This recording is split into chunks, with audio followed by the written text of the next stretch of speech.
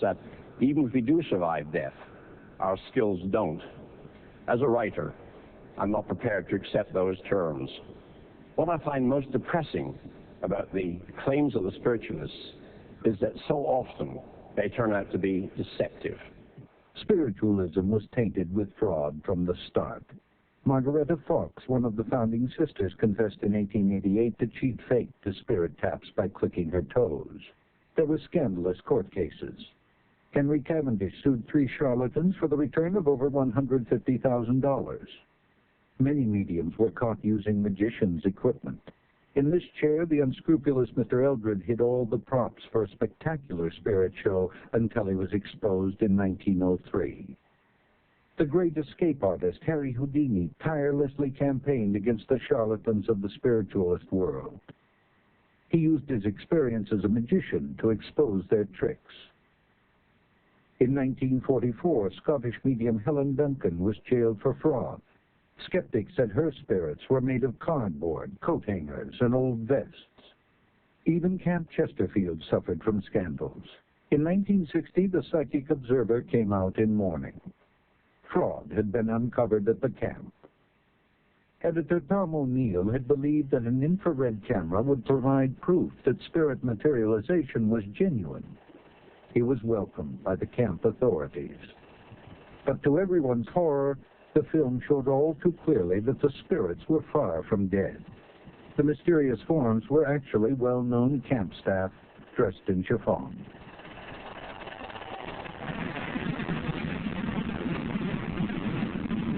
In nearby Indianapolis, former Camp Chesterfield medium Lamar Keene demonstrates the secrets of the seance room.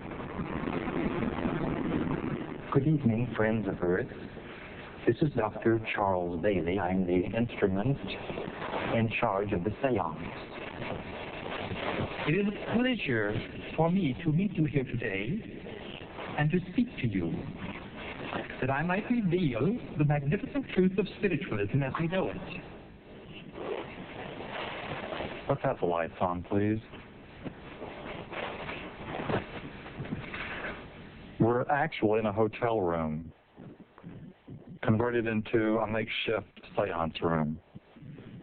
Think of how much more effective it would be in a real seance room with spiritual music, with prayer, with singing, and in a real atmosphere.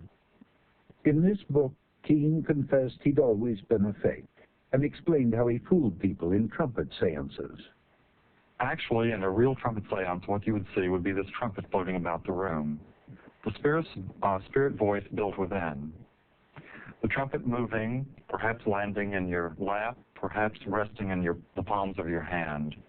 You would see the luminous bands here, here, and here. You would feel the resonance of the trumpet from the voice apparently within.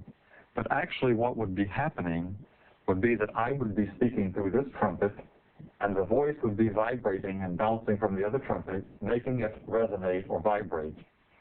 He also revealed that there'd been a vast filing system kept in a secret vault under the cathedral.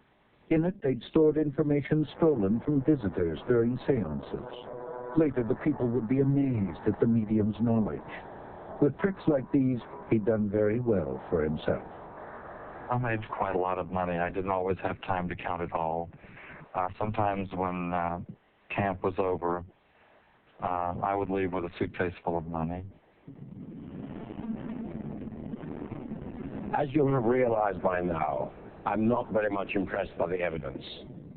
But here's a story, one of the very few, that makes me wonder. During World War II, Georgina Feeks was living in this house. Part of the family had emigrated to South Africa, and her cousin, Owen Howison, joined the army there. In 1944, he was killed in action. Soon afterward, she claims, he appeared before her, rising from a ball of golden mist. He said his toe had been hit, but he still felt very much alive. Would I please tell his mum, and please give his love to poor Helen. Georgina says she was dumbstruck, but she wanted evidence. And I tried to speak, although my lips were numb and frozen. proof.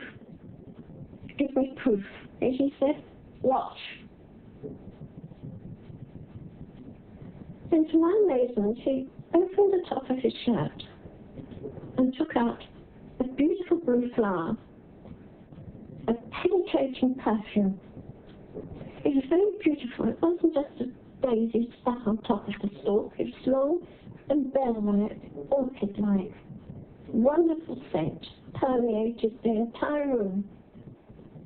And when I stared in amazement, he put it back in his shirt, took it out and put it back and took it out. It's extraordinary behavior. And then he said, quite loudly, tell Mum, Table Mountain, and instantly shimmered and shook and it all went. She wrote at once to Owen's mother, and in return from her Aunt Beatrice in South Africa came this curious explanation. Owen had one day gone up Table Mountain, something she was quite unable to do, and had picked one protected blue flower and brought it home hidden in his shirt. The flower was a rare blue orchid that grows on Table Mountain. It was a criminal offense to pick one, and Owen had risked prison to bring it back to show her. Naturally, he was frightened when he did so. While he was showing it to her, the door slammed, and he hastily hid it again. But it was a false alarm, and he took the flower out, and she was able to examine it. Georgina says she couldn't have known about the blue flower because her aunt had kept the story secret to protect Owen. His second appearance seemed to provide more evidence that Owen's spirit had survived his death. And the next time Owen appeared, again and always in golden mist, he reproached me bitterly for not having contacted Helen. And I was very distressed about this because I had tried. And his mother had been through all his correspondence. There was no letter signed Helen or even an abbreviation for Helen. But there had been a Helen in Owen's life. He'd written her romantic letters and poems. She contacted the family when she saw the story of the blue orchid in the newspapers. Otherwise, they might never have known. So could Owen Howison really have returned from beyond the grave? There's no doubt that spiritualists get great comfort from their beliefs, and who would wish to rob them of that? But personally, I remain a skeptic. Will we ever know the truth until we join these dead? Coming up next,